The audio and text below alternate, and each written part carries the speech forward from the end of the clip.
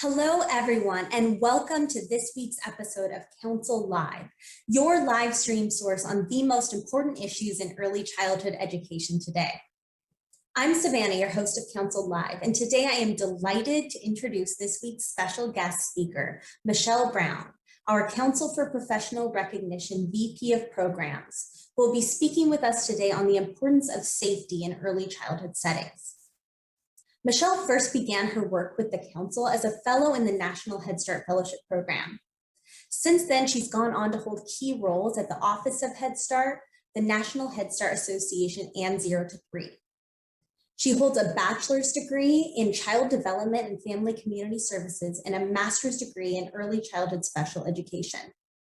Suffice to say, she is a source of tremendous wisdom, experience, and bubbly joy in our early childhood community. And we are so lucky to have the chance to hear from her today. One quick note before I pass the mic on to Michelle. Today, Michelle will reference the essentials. And if you're not very familiar with the CDA, you might be left wondering what the essentials is. The Essentials for Working with Young Children is our Council for Professional Recognition flagship publication. And though it was created for those who are pursuing their child development associate credential, the principles, pedagogy, core competencies, and functional areas apply to everyone who works with young children. So let's dive in. Please give a very warm welcome to Michelle Brown. Hello, CDA and early childhood family. I'm so excited to talk to you today about CDA Functional Area 1, SAFE. As early childhood educators, we know, above all, our job is to keep the children in our care safe, healthy, and well, period. As we talk about Functional Area 1, we're going to drill down on our focus and discuss creating safety rules in the preschool classroom. We know that there are many of you who have not returned to the classroom yet during this national pandemic, right? And you're probably like, how can we work on this? Well, eventually you will return, and it's never too early to get ready. Also, we know above all that parents and families are the first and most important teachers. And they have been doing a lot of teaching at home as of late, right? So while they continue to do the virtual schooling in their homes, this information on SAFE is so timely because they could benefit them as well. The reality is that teaching children how to be safe is an important part of your job as a CDA, as a teacher in general, and as a caregiver or family member of a young child. And we have evidence data that further supports that. Okay, hold on, y'all. This is a long title, but it's necessary to hear. The National Centers for Disease Control and Prevention, National Center for Injury Prevention and Control states that from 2008 to 2018, they've collected enough data to tell us this. Unintentional injuries are the leading cause of death for kids and youth. That evidence alone tells us how important it is to have classroom safety rules in place, right? Okay, let's go ahead and move forward and look at some of the tips on creating classroom safety rules. I'll be checking my notes quite a bit too, you all, so bear with me because I don't want to miss anything on this important topic. And remember, as much as possible, as we review these safety tips, you want to make sure that children are involved in the process. Let's go ahead and get started. So our first tip for creating safety rules is to begin with just a few short, clear rules that children can repeat easily. Remember, we know who preschool children are and how they obtain information, so that's really important.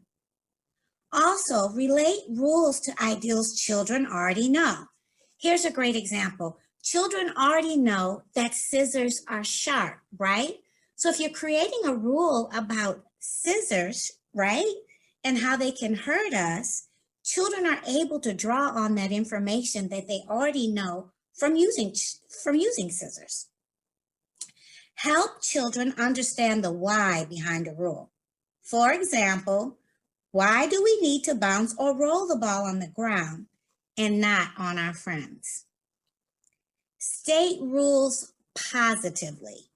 Rather than do not run inside, try be safe and walk inside. Of course, we want to illustrate rules with pictures for children who are not yet readers. And you know, preschool age children, many of them are just learning, right? They're in the pre-literacy stage, so they're just learning words and how to read. We also want to take into consideration our learners that use English as a second language, right? That will help all the children that we just mentioned understand those safety rules. And remember, engaging children in thinking and talking about rules, even with the support of pictures, makes them more likely to understand them, right? To follow those rules, right? To remind their peers to follow the rules. And it also helps them to gain self-regulation skills as well. Of course, you want to repeat the rules often, right? Give those general reminders. Children this age benefit from repetition. And as much as possible, we want to do that in children's home languages. Let children practice and demonstrate the rules. They can demonstrate as they walk outside. They could demonstrate at morning meeting. Give them many times to demonstrate that they know these rules. Apply the rules consistently over time. And you always want to give children general reminders when children forget the rules. We grown folks, we forget things too, don't we? You can use puppets and stories and literacy time to introduce and reinforce safety rules. And you can help children notice when they're following a rule by acknowledging their efforts, right? That is so important. Remember though, young children are still developing their cognitive skills. It's important to keep the rules or expectations short and simple. Sometimes less is more. You may also want to use a process that I absolutely love that the Head Start community uses as well as the child care community, and it's called the GUIDE process, G-U-I-D-E. Let me describe this quickly. There are 5 steps in the GUIDE process. G, you want to generate ideals for the rules. So that means if you generate ideals, it's not you and the other teacher, it's the children involved in that process. Then there's the U, make the rules understandable to the children. The I, provide instruction on the rules, which we talked about earlier. D, determine the consequences. And E is for everybody, right? Encourage children, all the children, to use the rules. So let's go ahead and move on and talk about safety conversations in your setting. We're going to go ahead and look at some example conversations that may take place in your preschool setting to support the learning, implementation, and consistency of these rules. CDAs, y'all ready? Okay, good. Let's go ahead and look at example 1. Antonio, thank you for telling me that the wheel on the ride-on car is broken. We'll put it in the cupboard until one of the maintenance staff can fix it. We wouldn't want anyone to get hurt driving a broken car, right? That's a perfect example, you guys. Our next example, CDA family, is I know that everyone's excited about baking bread today. Before we begin, let's go over the safety rules for using an oven. Sammy, thank you for rinsing your plate after lunch. Let's double check to see that no water has splashed on the floor. Whoops, we splashed some water, right? The floor is wet. Could you please get a paper towel to dry the floor? Thank you. Now, nobody will slip on the floor. How about pedestrian safety, you guys? Teach children to hold on to adults' hand when crossing the street. Teach children to walk on sidewalks and to look for the pedestrian crosswalk, right? To left, the right, left again. And of course, you want children to know what the red light represents, what the yellow light represents, and what the green light represents in relation to them crossing the street. And remember, okay, these are some helpful hints, y'all.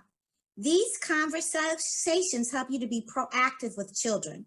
And again, remember, engaging children in thinking and talking about rules makes it more likely that they will follow those rules, remind their friends to follow those rules, and again, gain that important skill of self-regulation. Another great way to help children learn is by being strong role models. If they're doing it, we have to be doing it, right? We have to model the way. We should make our safety rules come to light every day in our classroom. CDAs, you can model safety and you can model a lot of other behaviors throughout the day to ensure children have it. All right? So I'm going to pause and say this to you all quickly. Some of you may be sitting there saying, Michelle, we already know this. And if you do, then this just kind of serves as validation and a recommitment ceremony, right? Because we know now more than ever, safety is paramount. And if you're hearing it for the first time or hearing this in a different way for the first time, we encourage you to implement it into some of the things you're doing in regards to setting up safety rules already, okay? So why don't we go ahead and close out this conversation? So we just want to thank you for joining us for this important conversation or recommitment ceremony on Functional Area 1 SAFE. And again, we can't say this enough. I can't say this enough. Now more than ever, safety is paramount and should remain at the forefront of our mind as we move forward, right, in our teaching practices, in setting up the environment, and everything we do for young children. Thank you for joining us, and I hope to catch up with you all really soon. Take care.